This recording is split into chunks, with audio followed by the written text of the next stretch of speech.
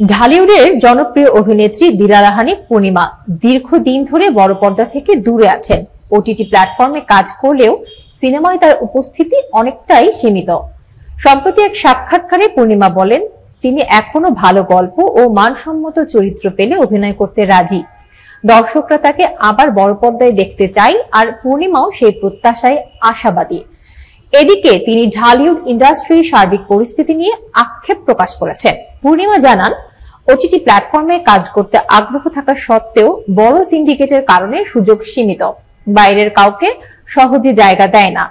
যারা ওই দলে আছে তারা সবসময় সুযোগ পায়, বলেন তিনি। তিনি আরো বলেন, মেধাবী শিল্পীরা যারা ভালো কাজ করতে পারেন তাদের সুযোগ দেওয়া উচিত। তবে আশাবাদী তিনি প্রাপ্য সম্মান এবং শক্তিশালী গল্প পেলে আবার অভিনয়ের নতুন উদ্যম খুঁজে পাবেন। পূর্ণিমা উল্লেখ করেন, মহানগর, কারাগার ও গোলাম মামুনের মতো কাজ তার কাছে বিশেষভাবে প্রিয়। এ ধরনের গল্পে সুযোগ পেলে তিনি পুনরায় দর্শকদের সামনে শক্তিশালীভাবে আত্মপ্রকাশ করতে পারেন।